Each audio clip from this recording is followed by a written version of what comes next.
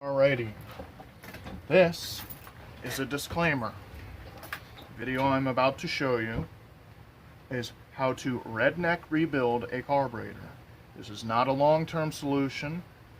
Before you start commenting I'm doing it wrong, this is to get something running good enough to find out if it is worth rebuilding. This is for a four-wheeler you found in someone's backyard that's been sitting 2 years. This is to get it to run, just to find out if it runs good enough to put money into it. You don't want to go and rebuild, buy a $40 rebuild kit, spend 4 or 5 hours properly rebuilding it to find out that the engine's shot or that the transmission's no good. This is to get it to run good enough, government work, to find out if it will start and move on its own power. If it does so, then by all means, rebuild it as you please. This is just a simple redneck rebuild, cheap carburetor, get it going good enough to move. Alrighty, that's out the way. Good enough. You can leave now if you don't like it. Still here? Alright, let's get started. Tools you're going to need: several assorted little pickies to get in some vortices, a small piece of wire, and even smaller if you can find it, like it's your piece of house wire, or say a bottle brush, large Phillips drive screwdriver, small flathead drive screwdriver, wire brush, and a carburetor. If you don't know where your carburetor is or how to remove it, you really shouldn't be watching this video. Now, moving on, what I'm going to work on today is making sure that this carburetor is in runnable shape. This is off of a 2005 Honda Rancher 350 four-wheel drive, manual transmission. If you want, I'll even go over the basic parts of it for you. Aren't I nice? Carburetor sits on the four-wheeler. If you're looking at it from the left side, this would be the front, that would be the back. This is the airbox side, this is the air intake side of the engine. This is where your choke cable goes. This is where someone did a poor job of running breathers to a snorkel, which is why this four-wheeler stopped running, is they ran a snorkel and it wasn't properly hooked up and the bike flooded. Okay? This is your fuel inlet. This comes in from the tank, or in the case I will be installing a fuel filter before this. This is your primer. You press this when it's, I think, below 30 degrees. When it's really cold, you press this several times and it primes fuel into the engine before you attempt to start. There's your throttle butterfly, and this is your idle bypass. So over here, well actually no, that's your choke bypass. That's your enrichment port down in here. When you pull the choke lever up, it pulls up a little plunger inside of here and it pulls more fuel. This is your air inlet. This is vacuum operated off of, I think, one of these ports here. Vacuum activates this plunger, lifts up, and that opens up the needle valve down inside of here, if you can see it. I don't know, I think you can see it, yeah. This needle, you see it moving in there, that rod, that's a needle valve. There's a jet and a vortice in there that lets more fuel in. This is your inlet for your enrichment for the carburetor when you pull the choke lever. This is the upper vacuum port for this. Over here, this is some kind of actuator, I'm not quite sure. This is another jet here. This is your idle adjustment screw. You screw it in to raise the idle, you screw it out to loosen the idle. This is another vent line. Say this would go there. This one goes here. So you have a vent from here to here, and from here over, this would go to atmosphere. So, the top, this is where your vacuum chamber is, which activates said piston. This is going to be, if I remember right, a warmer for cold weather applications. You start the engine up and you attempt to start it, kind of heats this whole carburetor up to get it up to operating temperature. Someone has tried to be in here before, as you can tell by the screw being stripped out. What I'm going to do is remove this bowl, clean it, pull all the jets and all the vortices out, blow them out, clean them, I have some off-brand carburetor cleaner here, some wire. I'm going to try and clean them out. And we will go over everything I can. So let's get started. Grab me a nice big screwdriver. Just break them all loose first, because one of them will probably want to fight, because these things get in there pretty tight. So far so good. Alright, everybody's loose.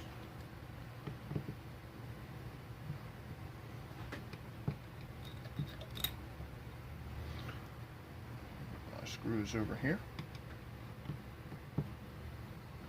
If my arm is in the way, I am sorry. Get ready for a nasty mess when this carburetor bowl comes off. It's probably full of resin and Obama's enriched alcohol, which is also known as ethanol. Just a little light prop.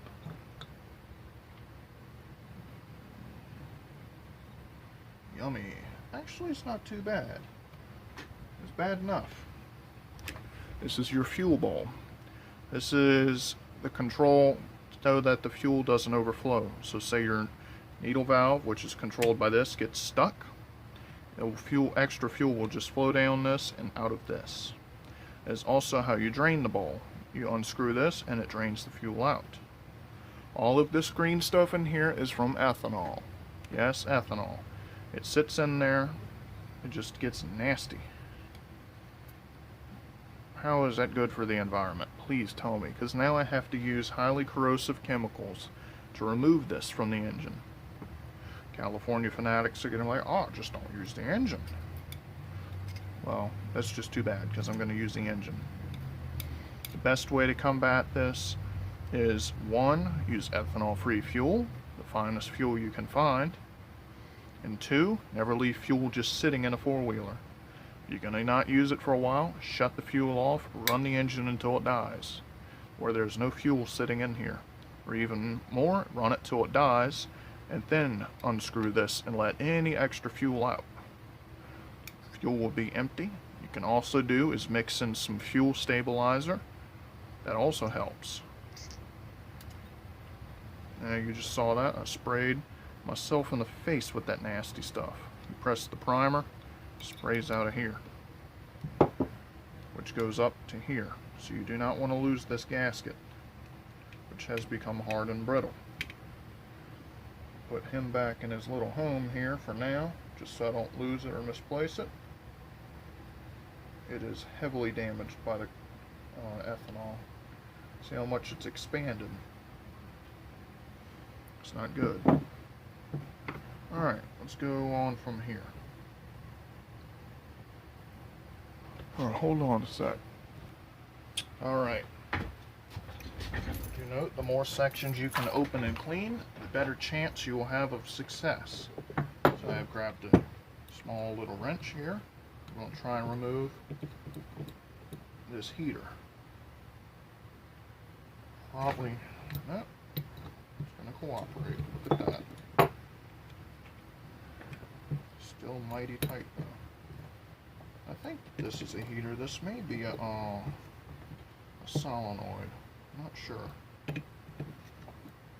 Whatever it is, the wires are in the way. Quite in the way. And it's very corroded at that.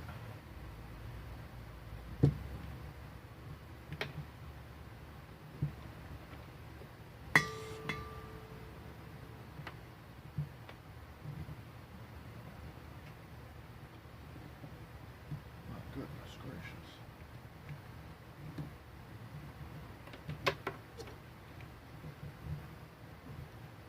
There we are. This is a spacer, remember that. This is a heater. So remember that. This is a heater.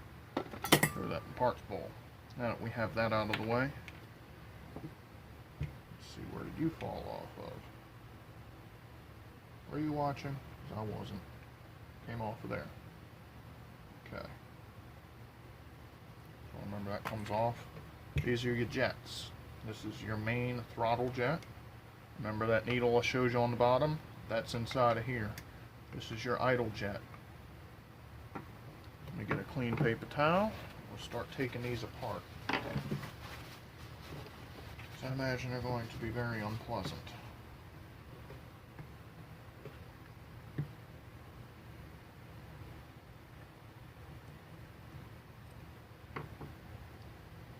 These two parts are separate, which I will put this one in the vise and try and get this jet out. This is a jet and emulsion tube. That little needle goes down in here, and the way this works is this tube is constantly filled with fuel coming through this jet. As that needle pulls up, it allows more fuel through these little tiny ports, which they're actually pretty clean, which is a good thing. So normally you have to pick all of those through. As that needle pulls further and further out, it allows more fuel into the carburetor. Put that in there. Take one of my little pokies and get this float out of here. May not want to come out. Yeah, got a fighter. Put her on her side. Get a little small hammer. Small hammer.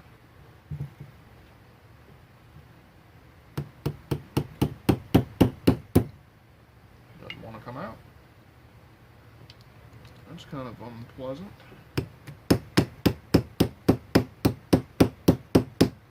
Well, it looks like I might have to do this one without pulling that out. That's pressed in. Alrighty then. This is simply your needle valve that controls the fuel in and out of the carburetor on a float. So we can clean this off a little bit. It's not going to clean off. Alright then. Let's test its function. Make sure it works. Get this little bit of crud out of there. Make sure it's closed. Up is the closed position. Spray a little juju in there. Full. Not dripping yet. Open. Runs out. So the needle jet or the float control is working as it should. Alright. Let's see here. We will pull the smaller jet out, which is your idle jet. It's got a little bit of nasty to it. Let's use a little pokey to get her out of there. There we go. It has its own emulsion tube, which this one is also clean. This carburetor might be salvageable just as is without needing a rebuild. Proper rebuild. Redneck rebuild may be all that is necessary on this one. That would be quite pleasant. I'm going to take, spray gently, carburetor cleaner in there, let that soak in. Same with this one. As you can see, it's pouring out. It's coming through this needle jet through here. You do not want to get carburetor cleaner up into here. It will ruin this diaphragm. So at all points, try and keep from spraying it in through here. I'm going to spray it gently in here in this choke passage, which it's going to come running out. Try and spray it in any of these little holes you see. Come on.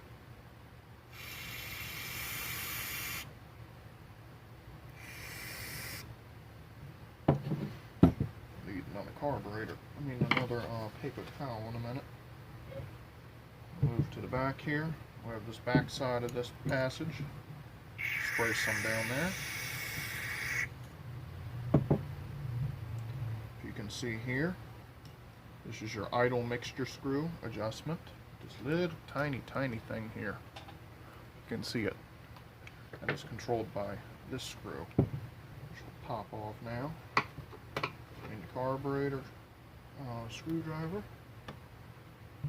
Remember that was level. You want to put all these back as they were. Like this mixture screw, you want to make sure it's set back the way it's supposed to be. This one also has an O-ring. Not much I can do about that O-ring. But I can also blow this out.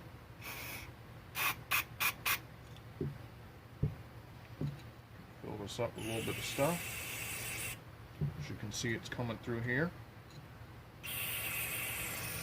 See it bubbling out of this one. These two are connected. So your idle mixture jet is sending fuel to this mixture bolt. So remember that. Put him back in his home since that's all blown out and nice now. Remember that it was level. If anything, you can even leave it a little bit more than it had, which would be more turns out. Turn it in, it's going to be less. You want to be slightly out, where you're getting a little extra fuel. More fuel in an engine isn't always a bad thing. Too little fuel in an engine can be a bad thing. One, it won't want to run, and two, you'll have a problem with it leaning out and overheating. Because fuel, especially in air-cooled engines, is also used as a coolant. So I'll run my little piece of wire here in both of these ends. The actual jet is smaller than this, so I'm going to have to find a smaller piece of wire. Piece of speaker wire here. Grab a strand of it. Twist them up. They actually sell tools that do this very job. I think they're files. They're carburetor jet tools. They're made specifically to go through jets and push through any trash. Like in this case, we have a mixture of resin and I guess algae. But you simply push it back and forth a few times.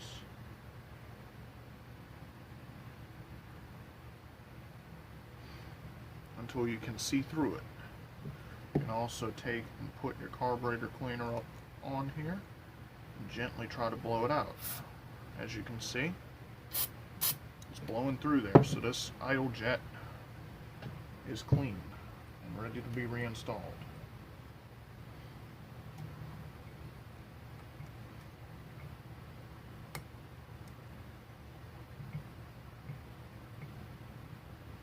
These you can make nice and tight. They don't have any control over anything. Now, we'll get our main jet here, which I will try and separate this real quick. Get some of this crud off. Get a wrench and screwdriver. There it goes. Got another bee in here somewhere. Hear him buzzing around. May have to spray him in a minute. Oh, he's angry too. Alright, you can see all that in there. That's nasty. Emulsion tube's fine. I can leave that as is. This jet needs to be cleaned out though. So I'll take a little pokey. Try and scoop a little bit of this out of here. Same deal on this side. Move on to the wire. As you can see, this one's a little bigger. See all that are just pushed out of there with this wire? That's nasty. Thank you, Al Gore. Thank you. Now that that's free, we can blow some carburetor cleaner through and try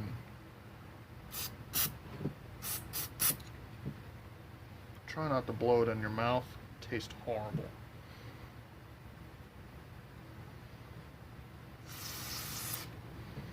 Alright, nice and shiny and clean. You should probably wear gloves with this stuff because it burns really bad when you get it in cuts, but eh.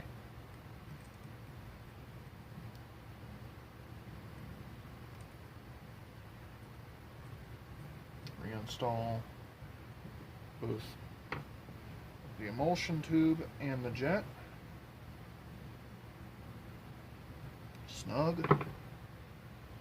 Everything's got a good bit of this carburetor cleaner on it already, so I'll just give it a wipe down.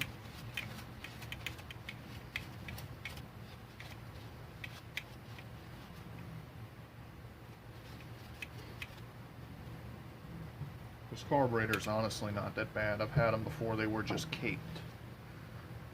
Really bad shape. This jet obviously works pretty good, so we don't have to worry about that, but I will try and get some of this green stuff out. Let that soak on there for a minute. Get my brush.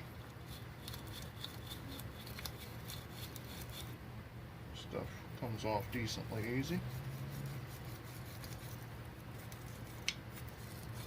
It's just like algae or something. It's nasty.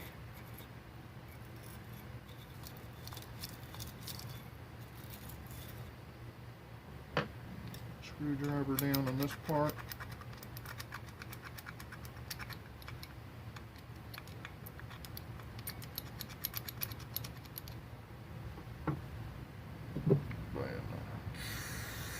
Another dose. Pour that in there. Get the wires out of it.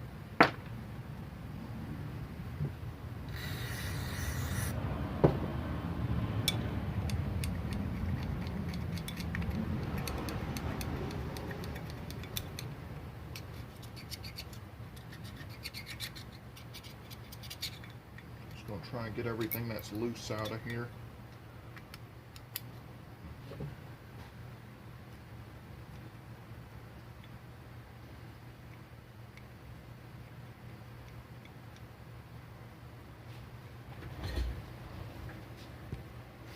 Alright, got this cleaned out good enough. Remember, we're going for it working, not perfection. All we want to do is find out whether or not this engine runs and four-wheeler moves. That is our objectives. The objective is not to put a brand new carburetor on something that may or may not work. Now, this is also a good way to just to keep a carburetor up. Like, say if it did sit for 2 months with fuel in it, you can simply open it up, try and clean this out best you can, and then reinstall everything, and it, you know, normally it'll be good enough. So here, this gasket is in bad shape. Might be able to go back on as is. That'd be nice. Oh yeah, forgetting one thing. Little plastic doohickey. Let's see if I remember how he went on there.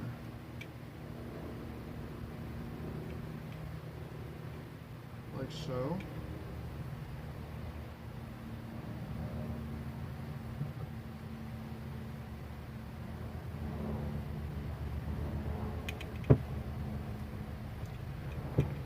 Gasket's messed up, so it's going to be difficult to line everything up. Ooh, alright. See what I can do here. I might have to rig this up. She's not going to be an easy one, we'll tell you that. So we know that this goes down here, like so. So I'm going to have to lower this carburetor onto the bowl because this gasket isn't going to cooperate. Like so. Set the gasket on here. If you didn't cheap out and bought a rebuild kit, this wouldn't be a problem.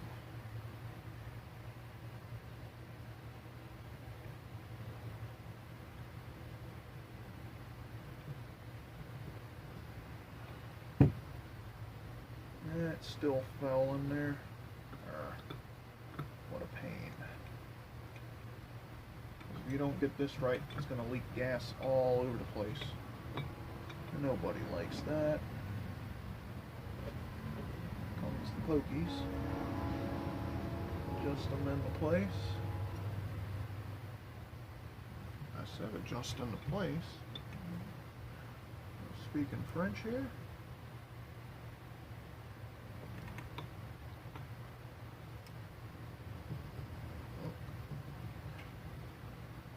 Got